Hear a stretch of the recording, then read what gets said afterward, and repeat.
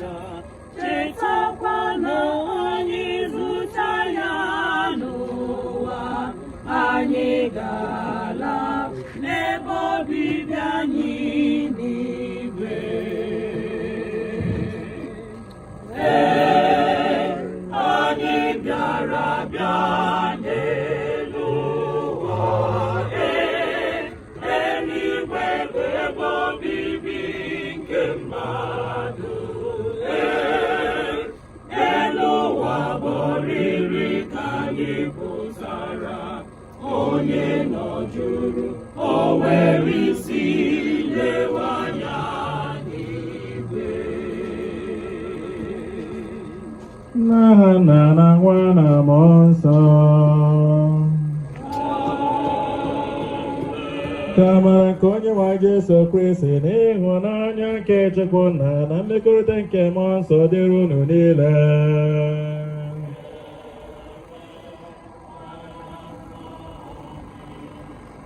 Otu dịrị Jesu Kristi n'aha parish priest na ụmụnne m ndị fada n'ebe anụ a, anyị na-anabata onye ọbụla na nnukwu aja anụ anyị na-achụrụ Chukwu maka ezumike nke mkpụrụ obi nna anyị nwanne anyị nwoke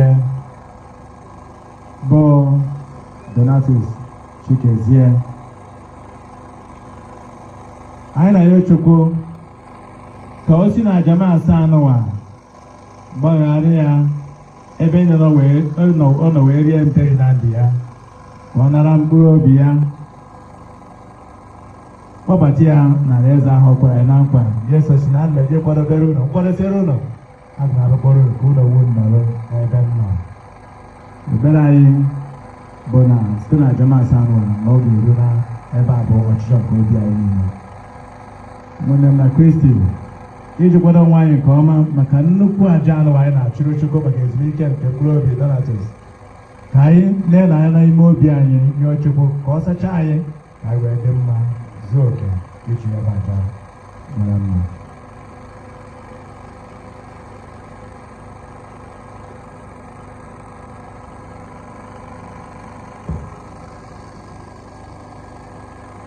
Ịgbaghara m onye nwe Chukwu na onye ebere, nna gbaghara.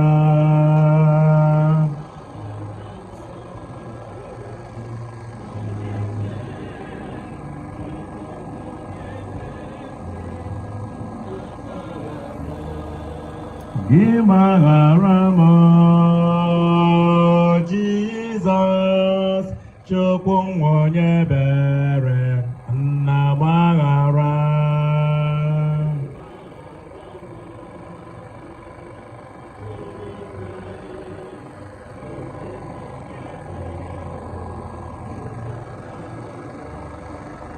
Gị gbaghara m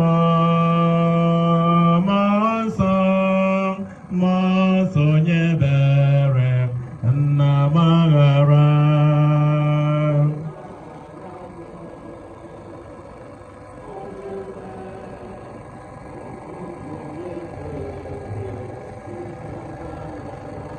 Ka Chineke dị ike na-emere anyị ebere, gbaghara anyị njọ anyị ga wee duru anyị na ndị ebe ebe. Karịa arịrịọ.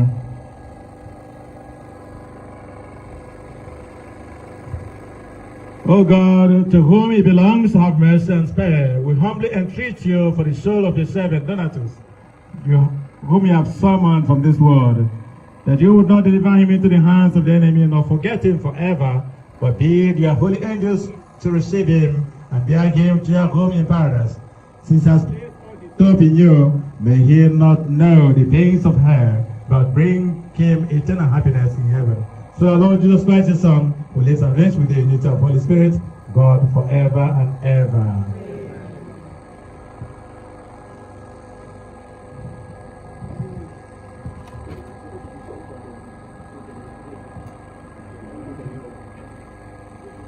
The first reading. The reading from the book of Wisdom, chapter 4, verses 7 to 15. The upright, though he dies before his time, will find rest. Length of the days is not what makes age honorable, nor the number of the years the true measure of life. Understanding, this is gray hairs, untarnished life. This is ripe old age. Having won God's favor, he has been loved, and as he was living among sinners, has been taken away. He has been carried off, so that evil may not warp his understanding, or deceitfulness seduce his soul. For the fascination of evil throws good things into shade, and the whirlwind of desire corrupts a simple heart. Having come to perfection soon, he has lived long. His soul being pleasing to the Lord, he has hurried away from wickedness around him. Yet people look on, uncomprehending, and it does not enter their heads that grace and mercy await his chosen ones, and that he has intervened on the behalf of his holy one. The word of the Lord. Responsorial Psalm. In the Lord's own house I will dwell forever and ever.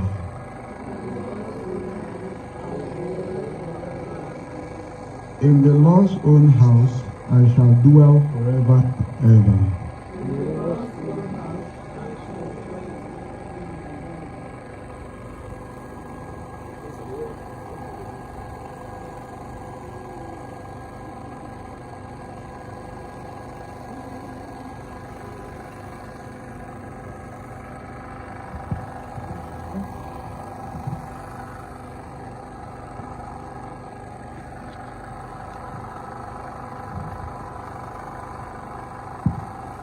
In the Lord's own house shall I dwell forever and ever.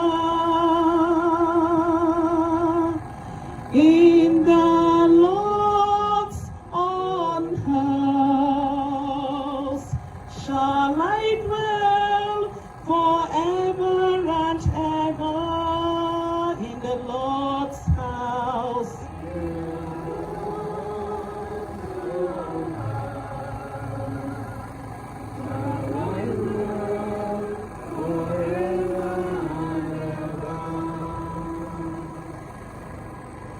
In the Lord's own house shall I dwell forever and ever. In the Lord's own house, in the Lord's own house shall I dwell forever and ever. The Lord is my shepherd, there is nothing I shall want. Fresh and green are the pastures where he gives me repose. Near restful waters he leads me to revive my drooping spirits. In the Lord's own house, in the Lord's house shall I dwell forever and ever. He guides me along the right path. He is true to his name. If I should walk in the valley of darkness, no evil will I fear. You are there with your cloak and your staff. With peace you give me comfort.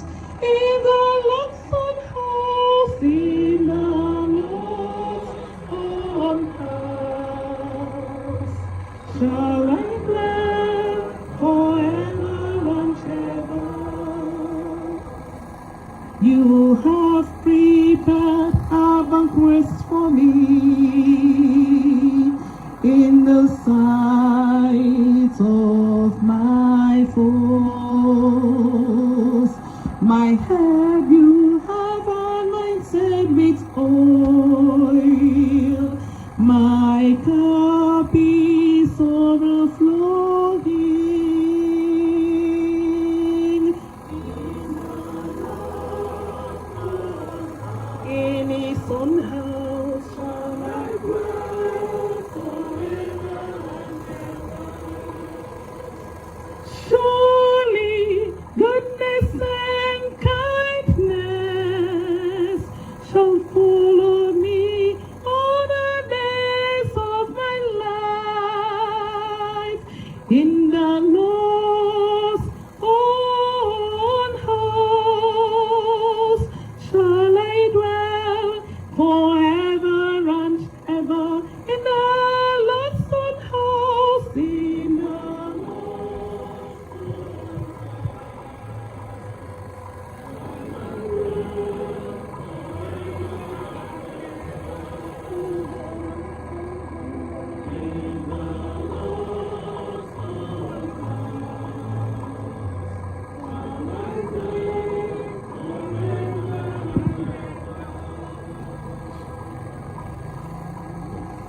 A reading from the first letter of St. Paul to the Thessalonians. We want you to be quite certain, brothers, about those who are falling asleep, to make sure that you do not grieve for them as others who do not have hope. We believe that Jesus died and rose again, and in the same way, God will bring with him those who are falling asleep in Jesus. We can tell you this from the Lord's own teaching, that we who are still alive for the Lord's calling will not have any advantage over those who are falling asleep. At the signal given by the voice of the archangel and the trumpet of God, the Lord himself will come down from heaven. Those who have died in Christ will be the first to rise, and only after that shall we who remain alive be taken up in the clouds, together with them to meet the Lord in the air. This is the way we shall be with the Lord forever. With such thoughts as these, then we should encourage one another. The word of the Lord.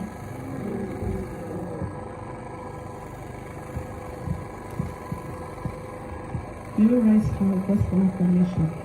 Hallelujah, hallelujah, hallelujah, hallelujah, hallelujah, hallelujah, hallelujah, hallelujah, hallelujah, hallelujah, hallelujah, hallelujah,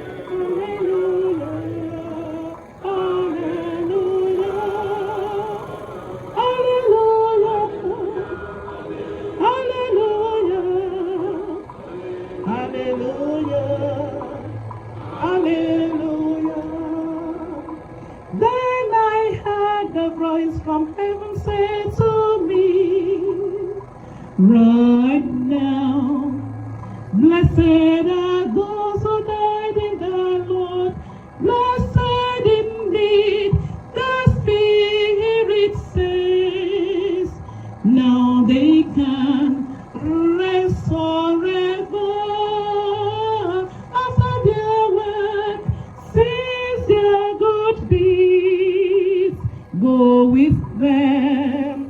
Hallelujah, hallelujah, hallelujah,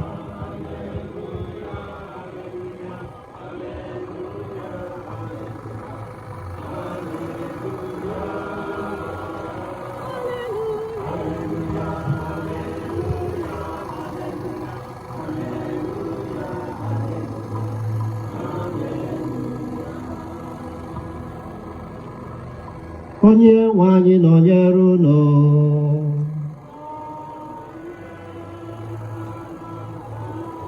Ihe ọgụgụ nke a si n'oziọma dị asọ nke Jọn dere.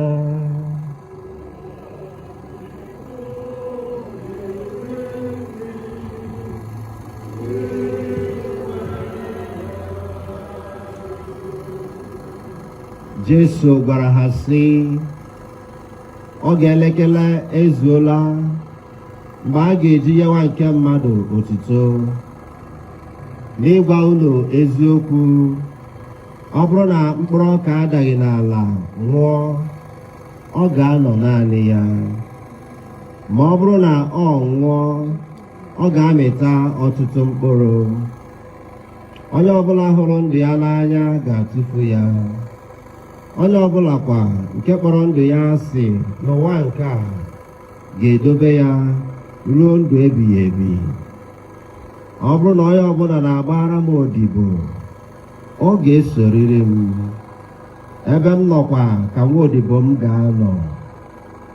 Ọ bụrụ na onye ọbụla na-agbara m odibo, nna m ga-asọpụrụ ya. Ugbu a, mkpụrụ obi m na-alọ m mmiri. Gịnị ka m ga-ekwukwa? Nna, zọpụta m n'oge elekere nke a. Mba, n'ihi nke a ka m ji bịaruo n'oge elekere nke a. Nna, ya aha gị otuto. Mgbe ahụ otu olu si n'eluigwe daa sị, enyere m ya otuto, aga m enyekwa ya otuto ọzọ. Oziọma nke osebruwa.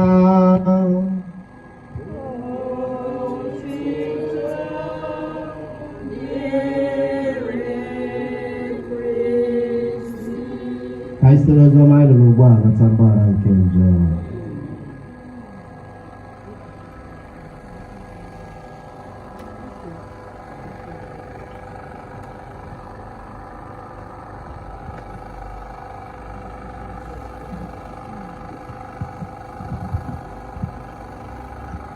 Otito dịrị Jesu. Ave, Ave, Ave. Anyị na-ekele Chukwu maka na o merụ ihe ahụ ọ bụ sọ Chineke nwere ike ime. Ihe ahụ ọ bụ sọ Chineke nwere ike imenwu. Ịkpọrọ mmadụ kwụsị na ndụ anụ arụ pụọ wee bịakwute ya. Ọ bụrụ na sayensị na Chineke abụghị ọgbọ, ikekwe by now sayensị nwere ike ha akwụsịgo ọnwụ, mana sayensị na Chineke abụbeghị ọgbọ. Maka na gụọ ọnụ na sayensị, ọmasị Chineke n'elu gị na sayensị ga-ahụ tụtụrụ gị. Ozi ọma tata bidoro isi, now the hour has come for the Son of Man to be glorified. Now the hour, oge elekere ezugo mgbe a ga-enye nwa nke mmadụ otito. Oge elekere ezugo mgbe a ga-enye nwa nke mmadụ otito. O wee gaa n'iru wee sị na ọ bụ na mkpụrụ ọka adahụ naanị lee ule na ọma mmịta mkpụrụ ka mma, na mgbe ọ ga-ada naanị ree ule onwe ike mmịta mkpụrụ ka mma. We can't behold God face to face unless we bow to the Mother Earth. Ọ ka Chineke si hazie ya. Thus has gone to meet with his God. Na nkuzi ụka, ọkachasị ụka Catholic Church, anyị ma na enwere ihe ịtọ na-eme na mmadụ nwụọ. Nke izizi, ọ gaa n'iru Chukwu ikpe ikpe. Mmadụ baa awụọ, okunye bụla asambodo ka o si wee bie ndụ agakwuwe chi ya. Mmụọ metere na njọ metere olu n'iru chi ya ya na akarịa ya na akarịcha mara ebe ojekọ na mma ojekọ na njọ. Ụka Katọlik na amamihe ya na ntụziaka ya wee sị na Chineke anyị adịka obi ebere na onye gbasiri mbọ ike ibi ndụ dị asọ ikekwe na adịghị ike mmadụ nwee ebe o richọrọ obere mperi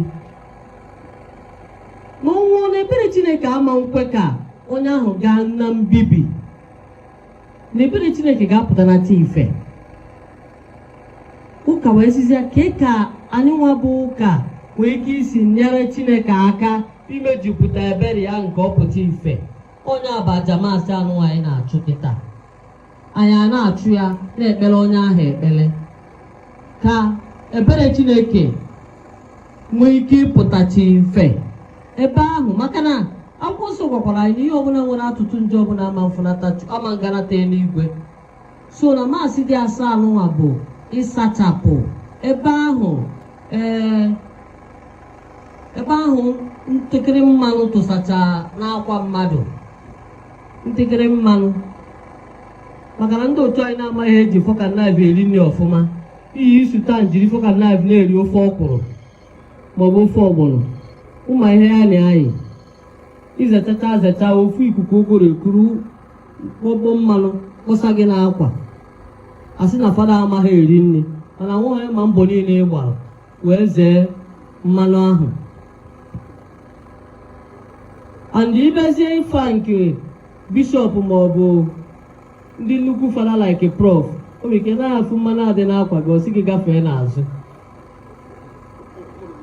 mana ọ bụ na ụmụ masaba nọ nso ka ejiri nwayọọ lukwuru anị ka onwe ha na-atọ ụta n'anị were aka chief white fiche gị mmanụ ahụ ị nọrọkwa ebe ị nọ.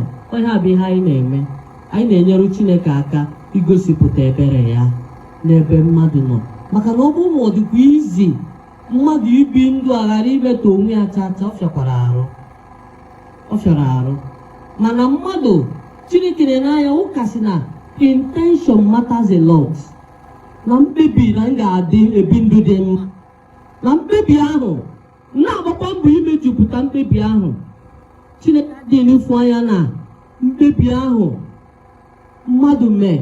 Onye akpatara eji si na ihe na-eme njọ bụrụ njọ bụ nke izizi mkpebi, nke ịbụọ nga ime ya wada ma ma emezi ya, ma o nwezi ike ọbụla mba izuru foonu nrute ebe m ga-ezu foonu n'anya fụna onwe onye na-anya bifo m na-eche ka onye ahụ pụọ onye nwe foonu atụtụrụ foonu ya. Ezuru foonu ka ma ezuru foonu ezuru foonu, maka na emechekwa m ihe niile ga-eme ka zuru foonu na ihe na-eme ihe fọzie mgbozi ịkpọtụza tie na so na onye kpebikwaziri na oge ebi ndị dị asọ ihe kpọ mbọ ibi ya ikekwe isi na ị ga-eme fasting ọmụsaghị ịkwado na ị ga-eme fasting ka agụụ ga-akagụsie gị ike anọgba ka a ga-akachasị ofe kacha mma n'ụlọ idigide ya mistake isi iri ọkwa aka maka ntụtụrụ na nta esigori ka ofe adị. You are tempted. That intention, that original intention, once it is not vitiated, God will reward it. And that is why we are helping the dead with the mass. And that is why the mass remains the only thing we can give to the dead. Mass na-ekpere ndị ọzọ. Anyị nwere onwe anyị na-agbakwa mbọ ibi ndụ dị asọ. People are dying here and there. The frequency of death dị kịta anụwa marọzi m. Ọma ntụkwa anyị ụjọ. Ihe dịla anyị bụ ịgba mbọ ka anyị na chi anyị dị na mma. Nke bụ anyị na ibe anyị adị na mma. Anyị a na-akwado ihe dị mma, nwee echiche na mkpebi dị mma. Anyị mechezi ihe a niile, nke ọzọ dịzi arụ Chukwu. Anyị gbasịa mbọ dịrị mmadụ, anyị ahapụrụ Chineke nke dịrị Chineke. So anyị na-atasi ezinụlọ ndị be Chikezie obi. Unu erukwa n'uju karịa. Ọnwụ ya bụkwa nkụzi dịara anyị ncha mgbe oge ọ ga-abụ onwekwa onye mma. Ihe dịkwala anyị bụ onye ọbụla gbawa mbọ ka ike kwere ya. Food and Shame si na ihe kachakwa mkpa bụ na m mechakwa nọrọ n'eluigwe. The surprises ndị iche na ha ga-eje fama njekwa ụfọdụ n'ime ha, ndị iche na ha ama nje ụfọdụ n'ime ha eje, mana nke kacha mkpa bụ na Fada Owo ga ịchọkwa gụnwa aga, ịchọghọ ịhafụ, mana mụ na ndị fada anyị ga-eje, ndị fada bụ anyị ga-eje be n'igwe. Anyị anọ na geeti na-enye tali onye anyị chọọ ka ọ bata, mana ndị anyị ga-achọ bụ ndị gbalụ mbọ ibi ndụ dị asọ. So ekpere anyị bụ na Donatus ga-anakwuru chi ya nwa aṅụrị ebe anyị nwa na-agba mbọ, anyị akwụdosi ike gbaruo ọsọ a n'isi. Udo dịrị unu.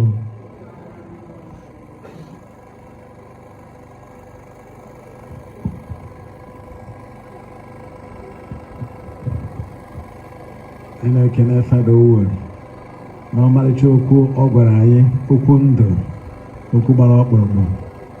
Ihe ị ga-ajụ onwe bụ kedu ejimna na ya bụ okwu take away okwuche gị ya. Ụfọdụ ajụọ ha kedu ihe fada kwuru, sị na fada si ọ bụ na-emezi na njọ, mana enwere ihe fada kwuru na-abụọ general thing anyị ma na-emezi na njọ ka bụ ihe dị mma. Kedu nke iji ana na ya bụ okwu dị mkpa? Onye bụ okwu nke anyị ji ana bụkwa nkwanyere ugwu anyị na-akwanyere nwanne anyị nwoke na papa anyị, maka na anyị ga na-echeta mgbe ọbụla na ekpere na gbasa enyi ya anyị nụrụ okwu dị etu anyị nụrụ nke anyị nụrụ nka wee dowe ya n'ime obi anyị.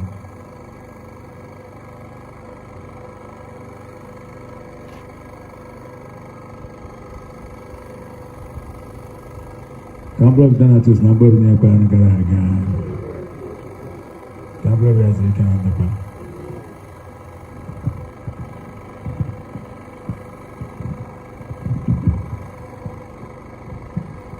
Anyị kwụrụ ọtọ maka ekpere nke ndị kwere nọ.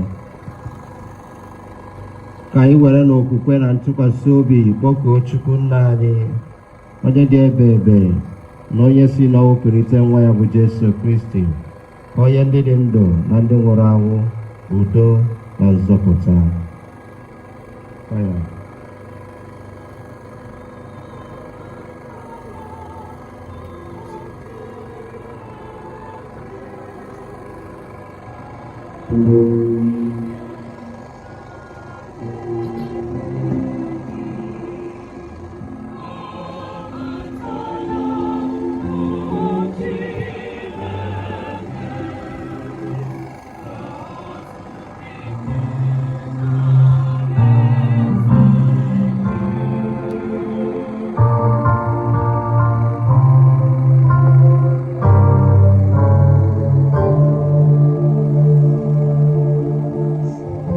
Site na baptizim, nwanne anyị Donatus Chukwuma Chikezie ketara oke na mkpụrụ nke ndụ ebe mee ka o sonye n'aṅụrị ebe n'otu ndị nsọ gị.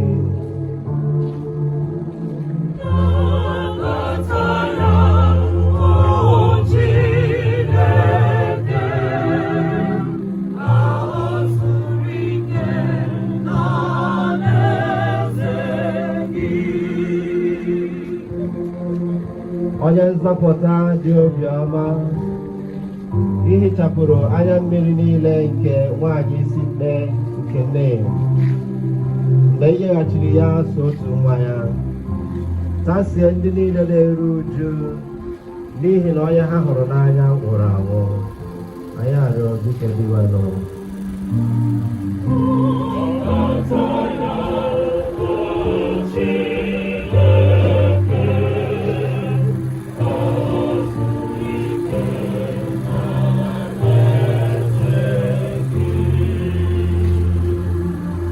Anyị na-ekpere maka ndị dị nchekwube nke mbilite n'ọnwụ na-arahụ ụra nke ọnwụ. Mee ka ha bata n'ihe nke Chukwu anyị. Anyị abụọ dịka obere ọnụ.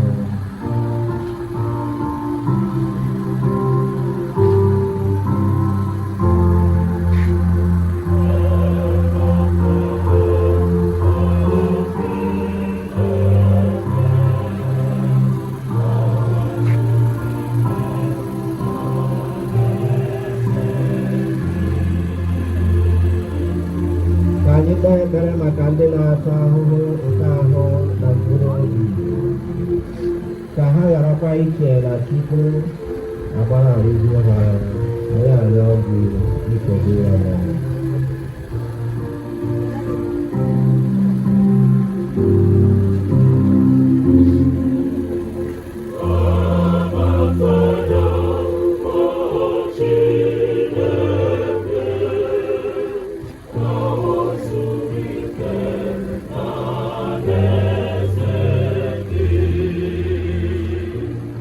anyị kpee ekpere maka ndị niile ji okwukwe bịa ebe a taata, ikpe ekpere maka ezumike mkpụrụ obi nwanne anyị nwoke Donatus Chukwuma Chikezie, ka Chukwu mee ka anyị niile sonye n'otito nke alaeze ya.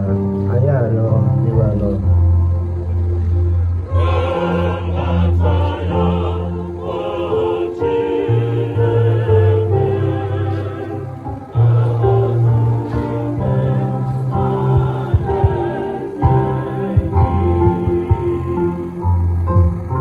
ga-ehụnatazi isi ma kwuzie ihe ndị ọzọ anyị bụ n'obi, ọkachasị ezumike mkpụrụ obi nwanne anyị bụ Donatus.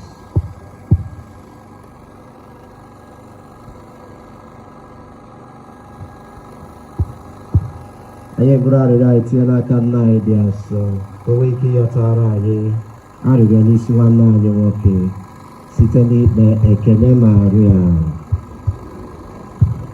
Nsogbu a nyere gị ịdị ngọzi n'etiti igbo niile, ọ ga-azị ngọzi n'afọ gị bụ Jesu. Maria dị asọ onye nke Chukwu, nyere anyị mmezi anyị pụta n'anya. Dịba na anyị na-arịọ ka ị were ebere lekwasị anya n'arịrịọ anyị na-ebunye gị maka ezumike na nzọpụta nke nwaodibo gị Donatus Chukwuma Chikezie na nke ndị niile nwụrụ na Kristi, onye dị ndụ na-achị ebighị ebi ebighị ebi.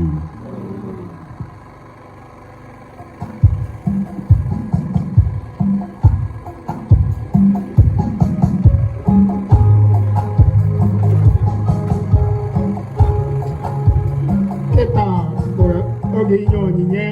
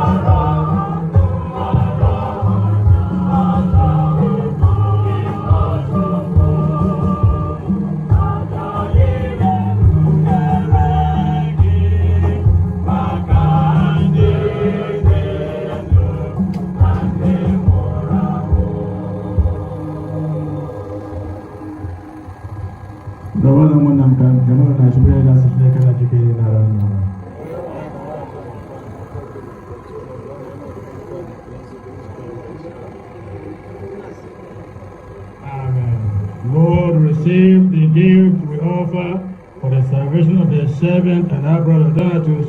May Christ be merciful in judging our father and brother, for he believed in Christ as his Lord and Savior.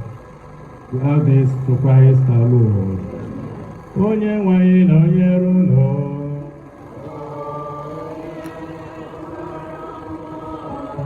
Beniteno bieno.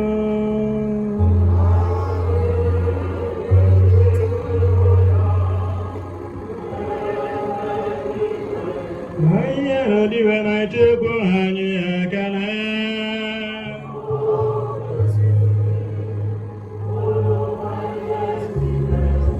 It is a right and just and eternal salvation, always and everywhere to give you thanks, Lord, Holy Father, Almighty eternal God, through Christ our Lord.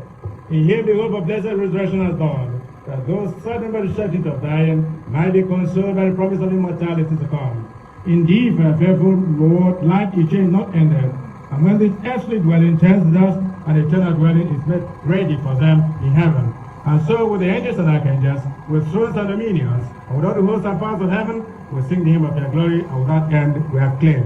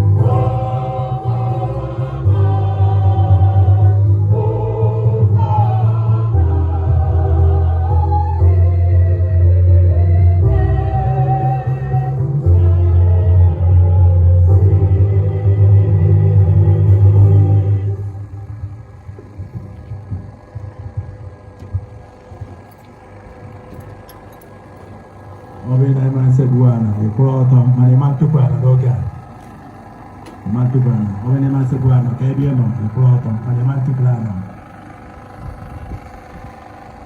ịdị nsọ ezie njure na bụrụ ezi nke adị n'ọsọ ọbụla ya mere anyị na-arịọ ka ile onye ndị a nsọ site n'ikukwasị ha mmụọ gị ka ha wee ghọrọ anyị ahụ na ọbara onye nwe anyị Jesu Kristi, onye mgbe ọ kwetara ka edu ya na nwụọ nke ọnwụ were achịcha ka ọ na-enye ekele na nwa ya nyekwara ụmụazị ya na-asị, naranụ nke a rienụ ya unu niile, nke a bụ ahụ m nke a ga-edoro nye maka unu.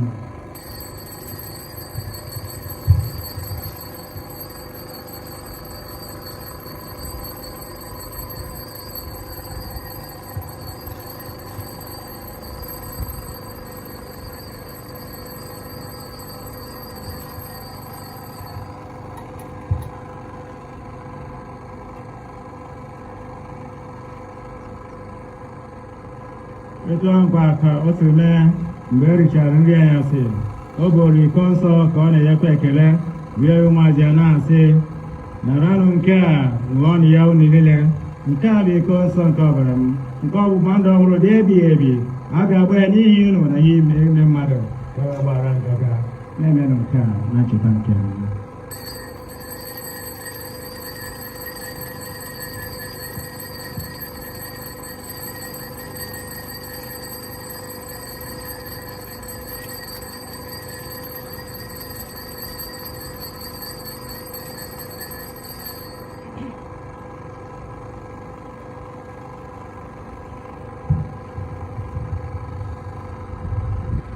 Keep in mind, Lord Jesus Christ has died for us and is risen from the dead.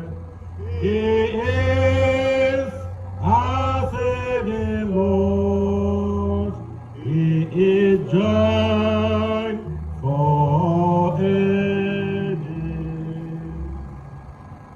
Iweno, ebe anyị na-echeta ọnwụ mbilitere ọnwụ ya, anyị egwere gị achịcha nke ndụ na iko nsọ nke nzọpụta, na-enye ekele n'ihi na ị gụnyere anyị ndị tosiri ikwu n'ihu gị na-efe gị.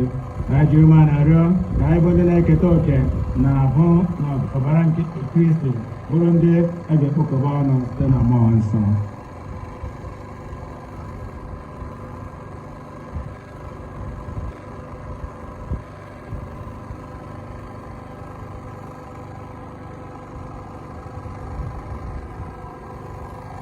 Gị Iweno, cheta nsọ gị gbasara n'ụwa niile, mee ka o zuo oke n'ịhụnanya ya na Pope anyị bụ Leo, Bishọp anyị bụ Callistus, na Bishọp onye ya aka bụ Ernest, na ndị echiri echi niile.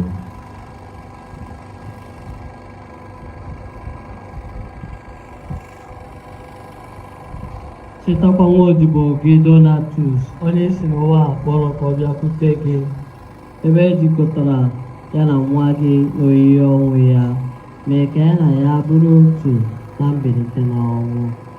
Chetakwazi ụmụnna anyị ndị ji nchekwube nke mbilite n'ọnwụ ahụ ha, were ebere kpọbata na ndị ọzọ niile nwụrụ anwụ ihe nke ihu gị.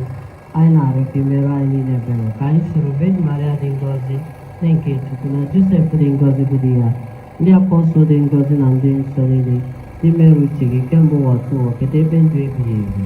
Anyị sorokwa ha na-eto gị na-edobe ebube site na Jesu Kristi nwa gị.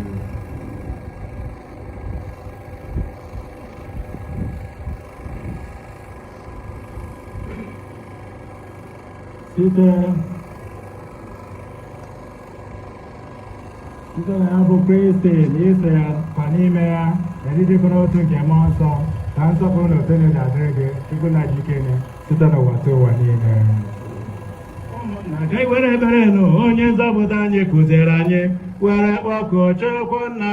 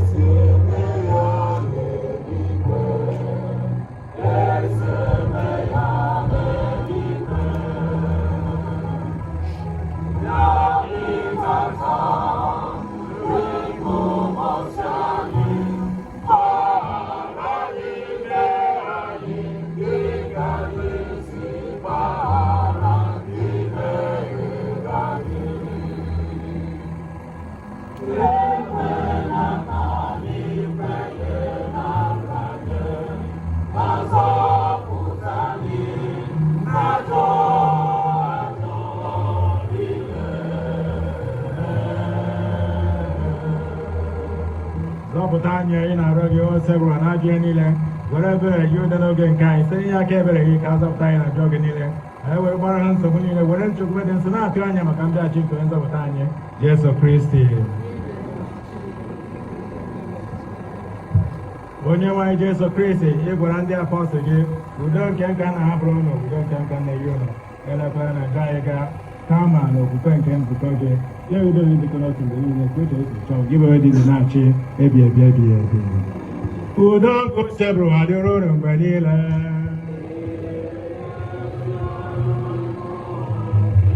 nyerịta n'onwe unu ekele nke udo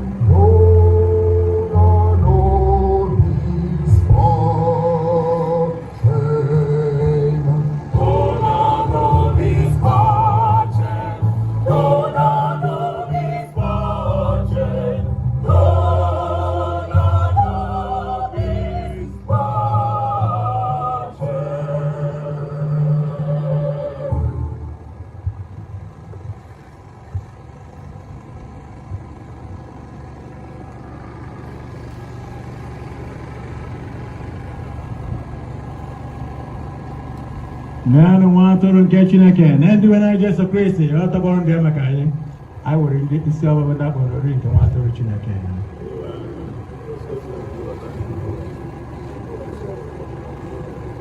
Jesus, I love you.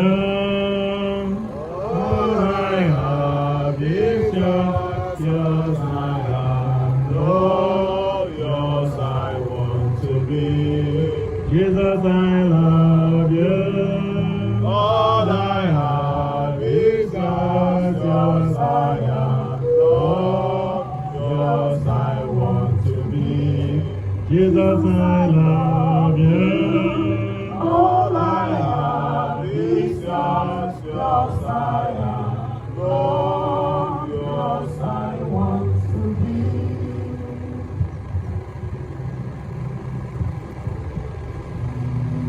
Ayo makena torida so ayo makeyaka. Ayo makena torida so ayo so esa iwu ezigbo ya nche nke ebe mmụta ekweju ome nke ime ebere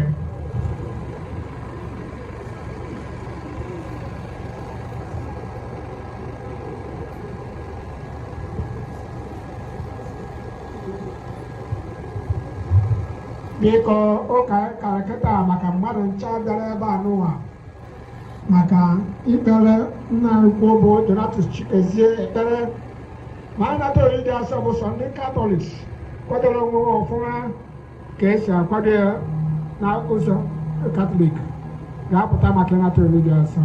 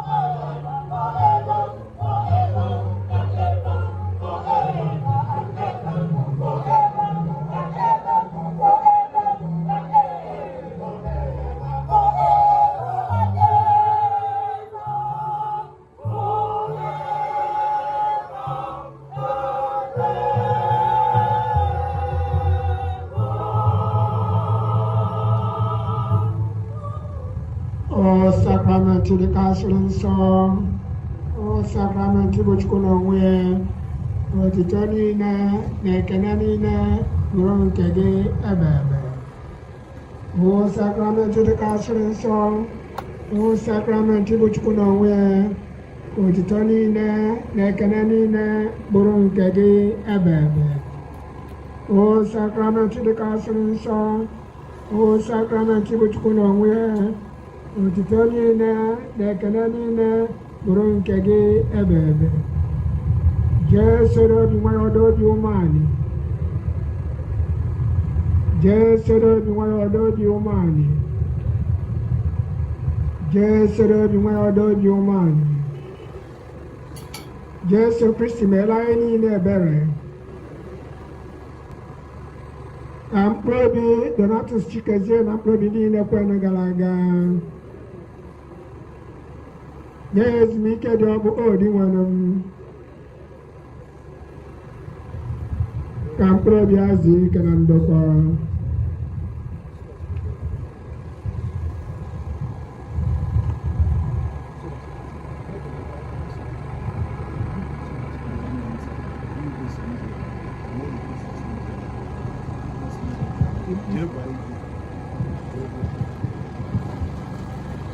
Karịa arịrịọ.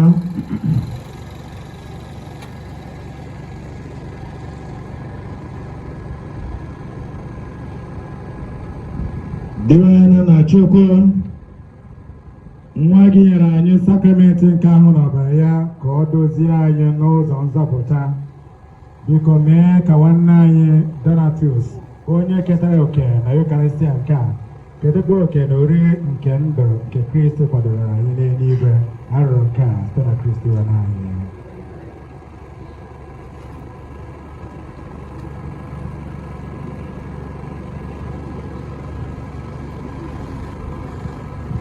Ka anyị kwụrụ ọtọ maka ekpere nke ntọala.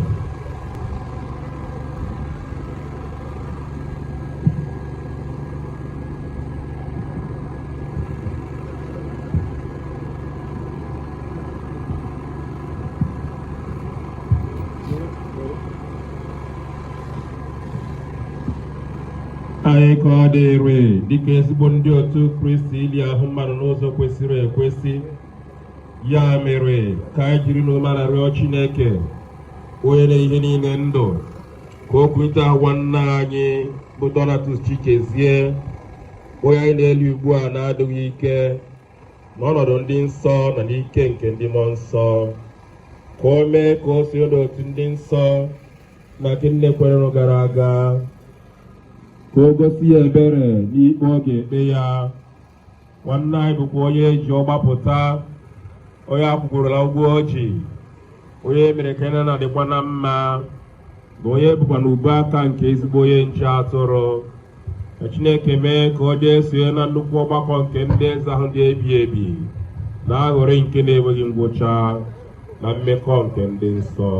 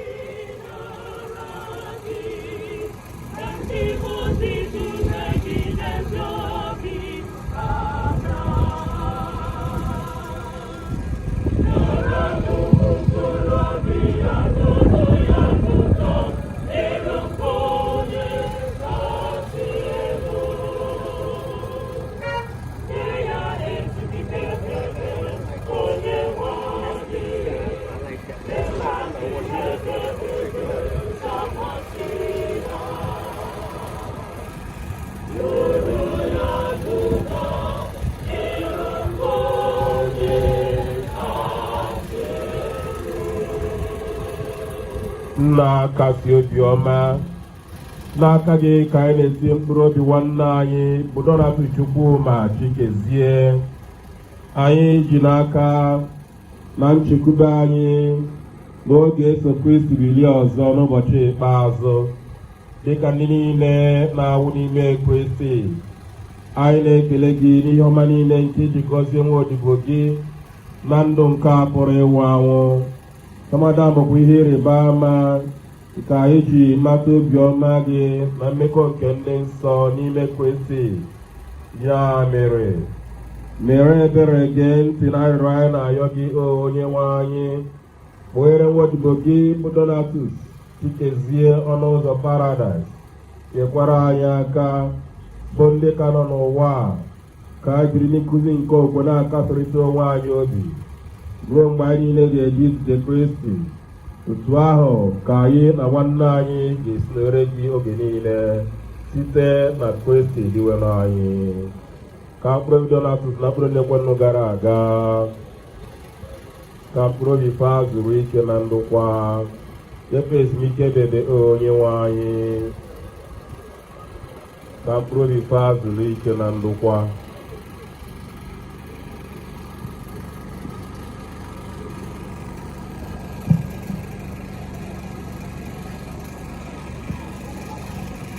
Anyị na-ekele Reverend Father Ogwo Benignus bụ onye ekpere anyị ekpere ntọrọ abụọ gbazụ a. Father, thank you very much. Dịka ka anyị si eme na be anyị, ọ na-agbada emume dị otu a. Enebe anya ihe nwanne anyị Chikezie ga-eketa bụ ajamas anyị na-achụ, and onye ka mma na-akpọ mmadụ tinyere ya maka mkpụrụ obi ya, udo dịrị ọnụ. Biko ndị kwaya ya yọ, biko band anyone.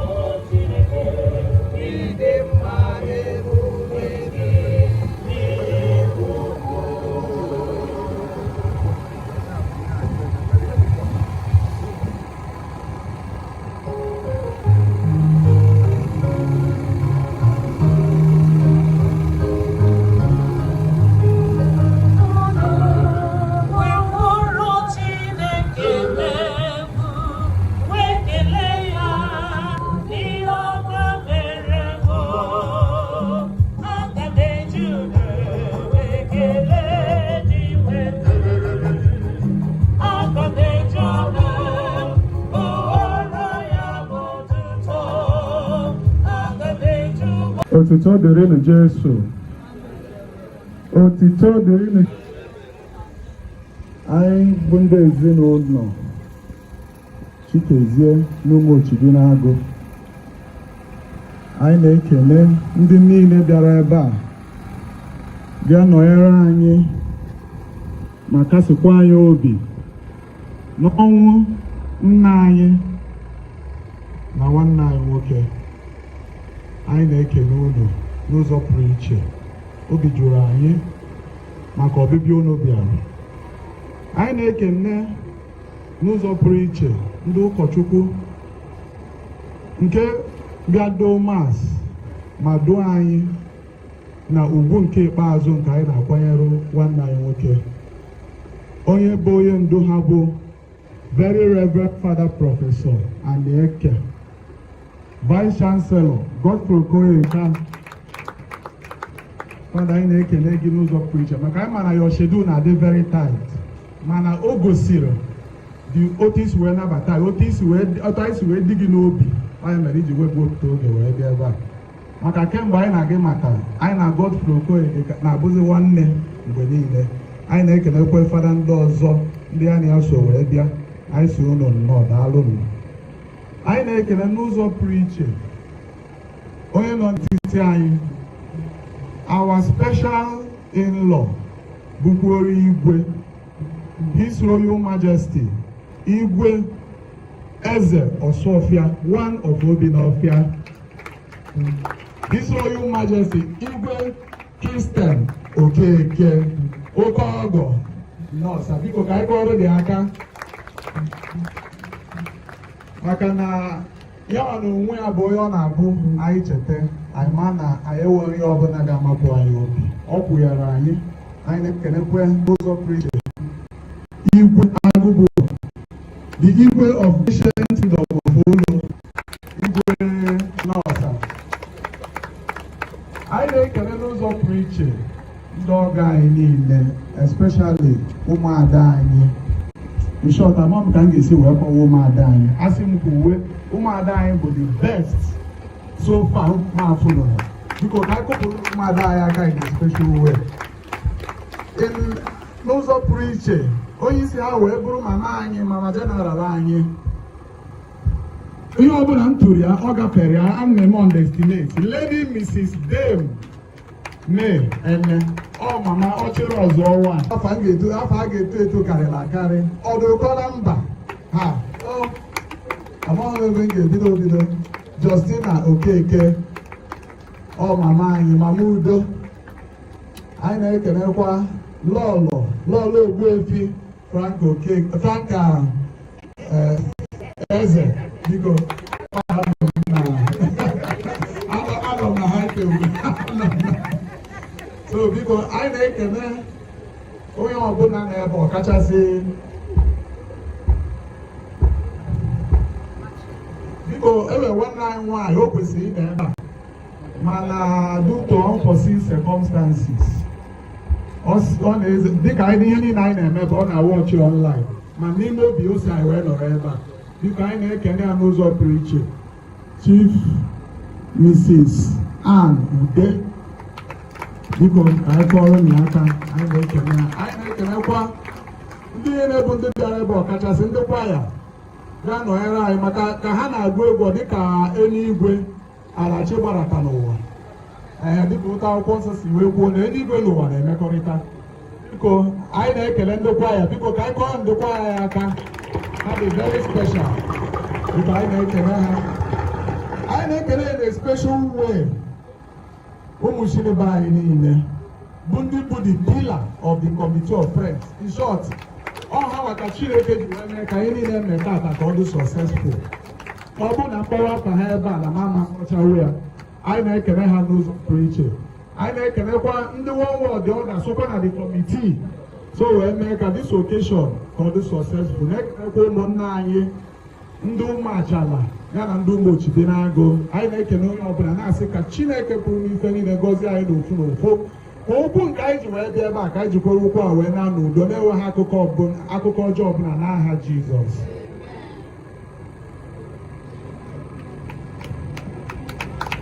on ya aka ụkpụrụ ọhụma. Thank you very much, my brother. Ekelegwe mmadụ tata mana anyị ama nna taa. So onye ọbụla ebe ọbụla ị nọ, ekele nke kacha m wee buo ibu. Anyị ji aha St. Patrick's Parish Amokwe bụ parish nna anyị na papa anyị nke anyị ji maka ya wee bịa ebe a na-ekele unu niile, na-anabata unu n'ụzọ pụrụ iche. Anyị na-ekele onye isi aja emume tata bụ very Reverend Father Professor Christian Aneke, VC, Go University. Father, we thank you, Prof. Thank you very much. On our Jiabu emume tata, Prof. Anyị na-ekele gị. Anyị na-ekele very Reverend Father Anthony Owo, the homilies. Yala Yozoma Kalaka. But Ozoma Lichiche. Father, we thank you. It shall be well with you in Jesus' name. Amen. I nekwe very Reverend Father Architect Ugo Benignus, Parish Priest St. Michael's Parish, Premier Layout, Estate Enugu. Father, thank you very much. God bless you. I nekwe Reverend Father Chiaha Marcel Onokwana St. John the Beloved, Trasegulu. Father, we thank you. I nekele very Reverend Father Barrister Dennis Eze, St. Paul's Ozala, Father Nkapatakita. Father, I nekele gị. Ọ ga-adọrọ na mmanụ aha Jizọs. Anyị nekele ndị igwe afọ igwe be anyị agụbọzọ. Daalụ. Ma ụdị ememọ na-eme. Ekelekwa igwe ọzọ. Ekelezi ndị nze niile na ndị echiri echichi ndị ọzọ gozie unu niile. Anyị na-ekele ndị nne, ekele ndị parish anyị. Ebe ọ bụla isi bịa, Chineke gozie gị.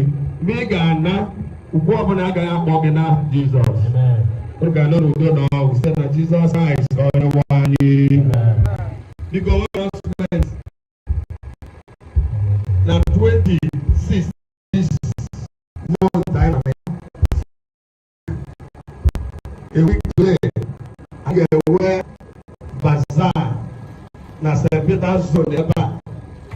Bazaar anyị ga-abụ na 8 a.m. nke ụtụtụ. Dịka anyị na-ayọ ya ọbụla ka anyị kwado anyị maka na ọ bụ ebe onye bi ka ọ na-eme gịnị ka ọ na-awachi. Ọ na-afụ na ọ dịghị izi mana Chineke na-emere onwe ya aha. Biko a na-ayọ sons and daughters of Umuochibinagu ka unu bịa nọnyere anyị, kwado ndị be unu na ụmụaka unu na ndị nne na nna unu ka anyị wee na-aga n'iro. Maka na ọ bụ na akụ elu ha ụlọ, akụ ahụ ewere isi. So anyị na-ekele Chineke, ọ ga-adị onye ọbụla mma site na Jizọs Kraịst onye nwe anyị. Ezinụlọ anọ anyị na-asị unu tasie ọ dịrọ izi mana Chineke wetara, Chukwu emegele ewere, ọ ga-ekwu ọnụ onye ya ma aka ọzọ site na Jizọs Kraịst onye nwe anyị. Udo dị n'ọnụ.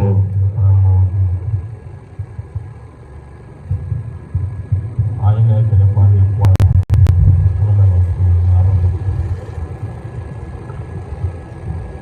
kwaya ka anyị ewepụrụ ofele maka na igwe.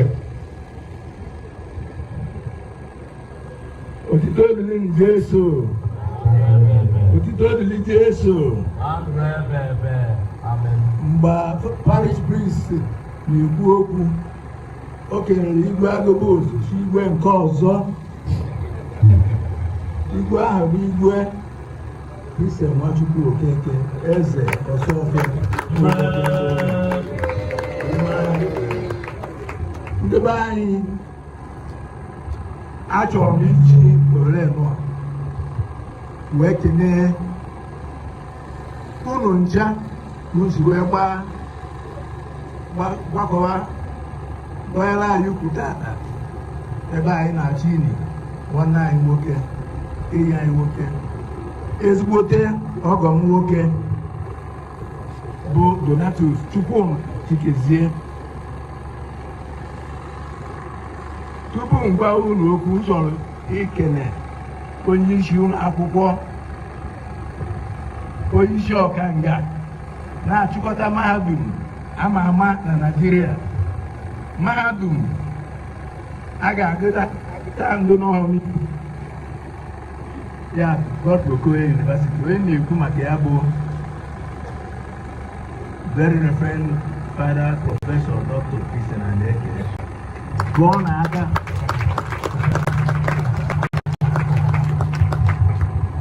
Prọfesọ Amokwe, ndị Umuochibinagu anọkwa ebe a. Unu na-ahụ izizi. Ọ dịkwa mma ọ nọ ebe a, ọ dị njọ ọ nọ ebe a. Unu ga-elote na papa unu nnukwu ha na ọ nọ ebe a. Unu ga-elote na mgbe nwanne unu nwoke bụ Charles Chikezie na ọ nọ ebe a. Wee bịakwata aka. Fada Chukwu gozie unu. Anyị na-etobe n'ebe ọ dị. Ọ bụ sọsọ na ọbịa, ọ na-akwado m ihe ọbụla a na-emekwe. Mmanya nya apakwu na-efe ọpanyarịma ọbụghị m kpatara ya. Ugwugwu m ga-ekwe ndị be Chikezie ọkpara nwa panyarịma Godbokoye ọ mụ na ya na-arụkọ. Ana m ekele nwanne m nwoke Fada Benignis Ugwu n'ebe ọ dị ukwuu onye ụmụrụ ọfịa ndị ụlọ.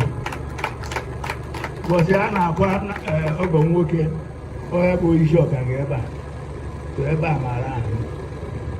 Ebe a nọ parish priest m n'Enugu, Fada kwuru okwuchukwu ebe a bụ Reverend Fada Anthony Owo. And okwu dara ụda, kwa ọ dara ụda na ntị unu. Ihe unu na-amaghị bụ na Fada ahụ na-ekwu okwu na-akacha ya okwu. Nne ya dọrọ n'ozu kịta ọka ji onye ya. So kpere ya ekpere, kpere mama ya ekpere. Ọ na-ekwu okwu mana a maara n'ihe ya na a na-agabiga. Ọ keruo izu ụka na ịbụ na ya nwụnara ọka iho. Fada Owo ọya parish priest m. Ọya na-abịa akara m ụka na chapụrụ m na opekata mpe uchichi ịtọ bifo anọ n'egwu ndị be mbọ n'egwu ọ na-adakara anyị ma ọ na-aka ọhụma ọhụma. Wee na-ekene Fada Marcel Chiaha nọ n'azụ onye na-akwado. Na-ekene ukwu Fada unu nwoke barista Reverend Fada Barista Eze bịa n'ọnọdụ n'azụ ebe a. Ezigbote enyi nwoke bụ ahụhụ eyi gbere bụ igwe His Excellency Ambassador Lawrence Chikezie Agụbozu, igwe ndị olu, igwe ndị igwe niile ọ nọ ebe a. Ya na ọmarịcha nwaanyị ya bụ Lady Patricia Agụbozu ha nọ n'ọgbọ ebe a. Igwe a na-ekele ya ekelezi n'ike.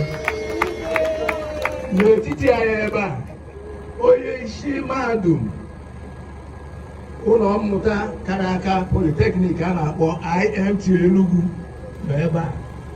Prọfesọ Sunday Gozie Ogbodo ọnọchie nke ịbụọ na-akpụ ugo. Mmụta Amaka nke izi na-akpụ ugo ọ nọ n'ọgbọ ebe a. Ana m ekene onye isi ndị ada ndị be Chikezie. Ana m ekene n'ebe ọ dị ukwuu. Ana m ekene Lady May Ele ọya bụ ada kacha ada ndị be Chikezie. Mgbe m bịara ịyọ ha ụlọ ha nwaanyị ka nsiebe nri maọbụ nsiebe mmiri ọya bụ onye si m go ahead. Ana m ekele ekelesi ike.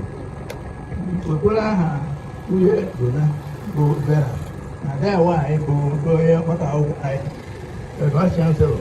Ada ya nwaanyị bụ Wando Chikezie bụ student of Godbokoye University n'ugbo ọmụnike. Eji m aha ha na-ekelekwu unu na-achịkwu aha ha ndo. Ndị be Chikezie niile kashienu ndonu tuwu nọ naanị ndị kwaya Eric Best gị na ndị otu na-enye anyị olu. Ọ bụ onye isi bank a ga-ekelekwe gị na ndị otu bụ na aka anyị egwu. Biko ihe anyị na-arịọ unu bụ unu agba n'ọzọ na ọkwa ndị ndu kwadara unu wee bido na ndị ọgọ m kwadoro akwado ememe enwe agaghị so anyị ma agụ na-abịa ọkwara ọzọ ọkwara ime anyị iru biko na aghasụ igwe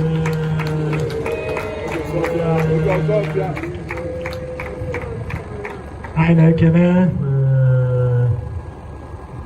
elotekwara m ụmụnna bịakwara ebe a ndị ọbịa duru bịa ana m ekenekwa unu anyị na-ekene igwe prọfesọ Christian Nwachukwu Okeke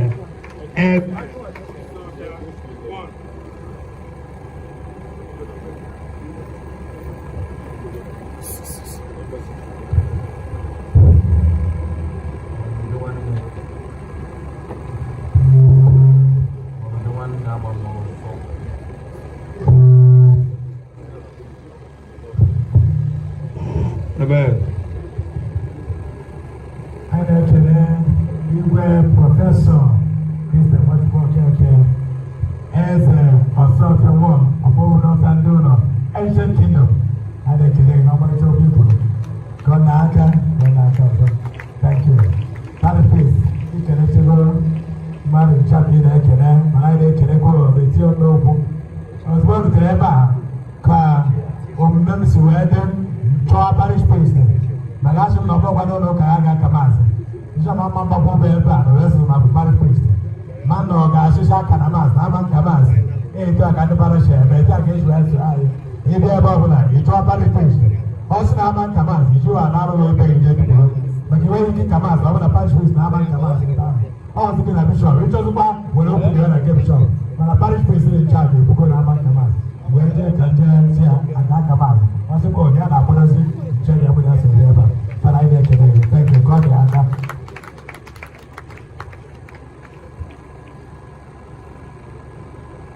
Mr. Chikezie,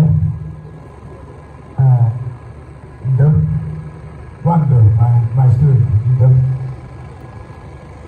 but I never chamber or when I don't him. Double pebble. I'm to love. I'm to love. Udo de rudo, I'm to love. Udo de rudo, I'm to love. I'm ya.